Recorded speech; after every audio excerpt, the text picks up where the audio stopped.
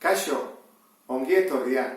Funtzioak adierazteko momentuan lau modu desberdin ditugu. Lehenengoa, enuntziatu bidez izaten da. Esaten digute esaldi bat, eta era hortara funtzioa definitua gelditzen da.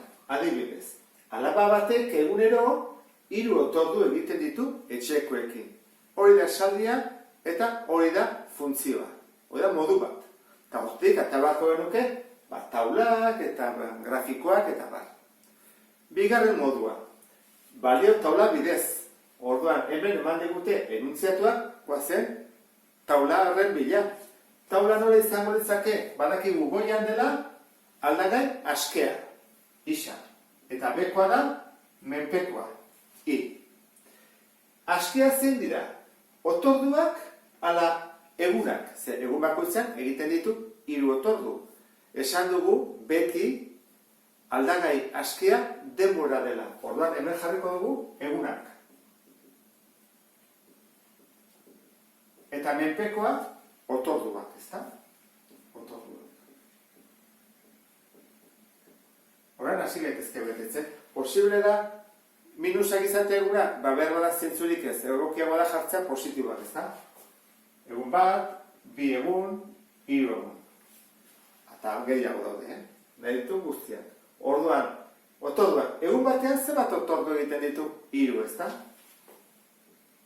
Eta 2 egunetan, 3 gehi 3, 6.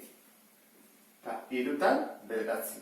Orduan, hau da, funtzio bat adierazteko beste modu bat. Taula bidez. 3. Ekuazio bidez. Hemen ekuazioa jarri beharko genuke. Isa eta i nola relazionatuta daude? Kontuatu zaitezte. Hau, bider 3, bekoa da. Bider 3, bider 3. Beste modu bat ere badago. Hemen ikonea ze diferentzi dago? Gehi 3, gehi 3. Orduan, izango da, isa bider 3. Izango zaiteke, i berdin, 3 isa. Hau izango zaiteke, funtzioa. Guazen ikustea. Bat denean, zenbat balio duik? 3 bider bat, 3, ondo dago. 3 bider 2, 6, eta 3 bider 3, 9. Horan, 3 moduak badaude, horren azkera da, grafiko baten bidez, eta hori ikusi dugu aurreko bideoan. Hemen, kuadratu bat bakarra dago.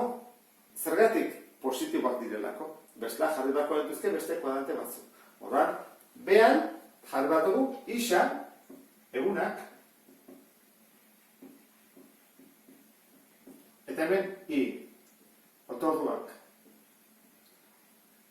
I menpekoa da, isa aldagai askea da. Eta joango geha banaka jartzen. 1, 2, 3, 4. Gogoratu zaiteztea hemen 0 dagoela, eta hemen jarri dugu beti ezkerrean. 1, 2, 3, 4, 5, 6, 7, 8, 9, 10. Orduan, batekin zer lortzen dugu 3, ez da? Koordinatuak dira 1, 3. Orduan, 1, 3. Jarriko dugu horrela, eta puntu bat. 2, 6. Orduan, 6 hor dago, 2 hor dago.